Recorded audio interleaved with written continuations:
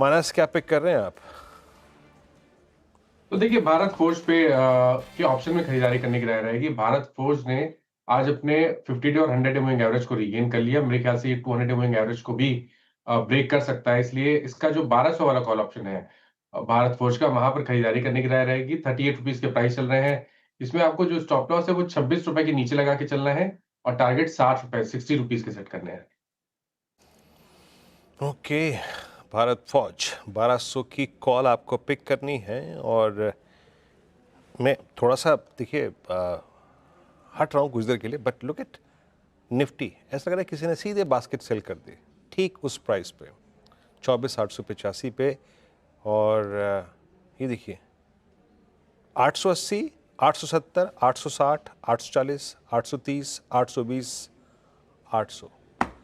श्रेय, ये कौन उतरा है ऊपर से नीचे है? मैं जब निफ्टी खोल रहे हैं 10-10 पॉइंट नीचे नजर आ रहा है मुझे फिलहाल। हाँ, तो 24,800 कुछ देर के लिए बंद कर देते हैं। 24,800 हो गया अब। हाँ, यही होता है शायद। वो कहता है ना मैं आपको, एक्सपायरी कंपल्शंस। वो कल वाला कॉल राइटर कंफर्टेबल था 24,900 का। और आप देखिए जरा बैंक निफ्टी का टिक लिखाइए एक बार बैंक निफ्टी का टिक लिखाइएगा। डॉट गया 54,531 पर। प्लीज एक RS1 रखिएगा। 54,531 पे डॉट गया और वहीं से अब तक 250 पॉइंट स्लाइड।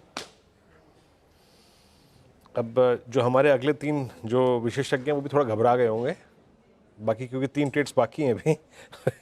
राजेश जी कुछ पिक कर रहे हैं या फिर अवॉइड करेंगे? अभी अवॉइड का भी स्कोप है, ऐसी बात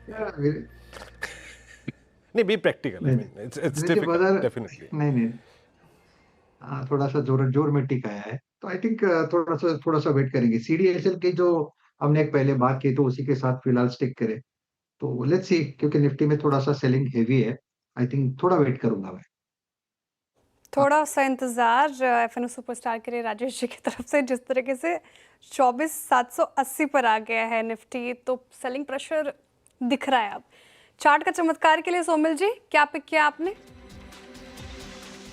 चार्ट के चमत्कार के लिए मैंने पिक किया है टोरेंट फार्मा ने 40 डेली मूविंग एवरेज पे सपोर्ट लिया। एक ट्रायंगल पैटर्न है और मुझे लगता है ये ऊपर की तरफ टूटेगा। प्रीएम्प्ट कर रहा हूँ।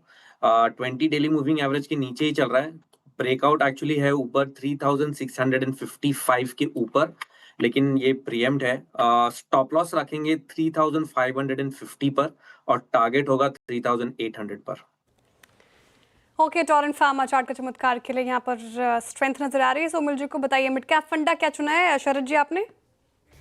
जी, हमारा मिड कैप फंडा होगा IRM energy company. Gas distribution और CNG PNG के पाइपलाइंस वगैरह बैठाने का काम करती है। 4 न्यू ज्योग्राफिकल एरियाज इनको अभी मिले हैं, जिसमें कंपनी करीब 850 करोड़ का एक्सपेंशन कर रही है, जिसका फायदा आने वाले समय में दिखना चाहिए। पिछले 6-8 महीनों में मार्जिन में थोड़ा कॉन्ट्रैक्शन देखने को मिला है सरकार की नीतियों में बदलाव की वजह से। अगले 6 महीने में वो नॉर्मलाइज होनी चाहिए और हमारा ये मानना है कि अगले 12 से 15 महीने में कंपनी 45 रुपए के आसपास की अर्निंग्स रिपोर्ट करेगी। 10-11 का मल्टीपल मिलना बहुत मुश्किल नहीं होना चाहिए, क्योंकि ये अर्निंग रिवाइवल के साथ साथ आप रिटर्न रेशियोज में भी एक शार्प इंप्रूवमेंट देखेंगे। और लॉन्ग टर्म में हमारा ये मानना है कि ये जो ज्योग्राफिकल एरियाज में एक्सपेंशन है, जहाँ कुछ डिलेज वगैरह हुए हैं पिछले 6-8 महीनों में, अब वो जैसे जैसे नॉर्मलाइज होते हैं, हमें लगता है उसका भी फायदा लॉन्ग टर्म में मिलना चाहिए। तो मीडियम टर्म 1.5 साल में हमें लगता है आइडियली 10-11 का मल्टीपल मिलना चाहिए। तो 400 450 तक के लक्ष्य के लिए IRM एनर्जी। ओके, ये चार्ट रेट्स आपकी स्क्रीन पे आए। देखिए निफ्टी तो स्लाइड हुआ ही, 100 पॉइंट ऊपर से साफ हो चुका है। निफ्टी बैंक भी स्लाइड हुआ, but it's actually Infosys at डेलो। क्या स्विंग लिया इसने 1435 से लेकर 1430 तक का।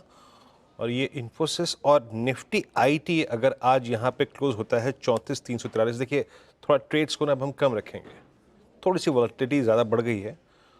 निफ्टी IT का ये क्लोज 22 अप्रैल 2025 के बाद सबसे लोवेस्ट ट्रैजेक्टरी में होगा। मानस, इसमें कोई राय नहीं कि आपने निफ्टी ने अभी भी एक फेलियर में साबित हुआ। वो attempt for a breakout completely failure में साबित हुआ just because of Nifty IT में कोई आपने पुट या फिर कोई शॉर्ट कॉल पिक की है, या फिर आपको लगता है कि नहीं निफ्टी IT बहुत क्रिटिकल लेवल पे है, चांसेस ऑफ रिवर्सल या फिर पुल बैक भी है? IT को कैसे ट्रीट कर रहे हैं? ये एक इंपॉर्टेंट कंपोनेंट है, ये प्रेशर इसका विजिबल है क्लियरली मार्केट्स पे। तो देखिए अवॉइड करना बेहतर रहेगा, शॉर्ट करने की राय नहीं रहेगी, क्योंकि अगर आप जो लार्ज कैप स्टॉक्स हैं, चाहे वो इन्फी हो, चाहे टीसीएस हो या निफ्टी आईटी इंडेक्स हो, सब अपने सपोर्ट्स के पास ट्रेड कर रहे हैं। तो खरीदारी तो नहीं करनी है, क्योंकि यहाँ पर कहीं पर भी स्ट्रेंथ नहीं है। लेकिन बिकवाली करना इसलिए नहीं है, क्योंकि सपोर्ट के पास में ये सब ट्रेड कर रहे हैं। तो बेहतर रहेगा कि दूसरे सेक्टर देखें, बट आईटी को अभी के लिए अवॉइड ही करना बेहतर रहेगा।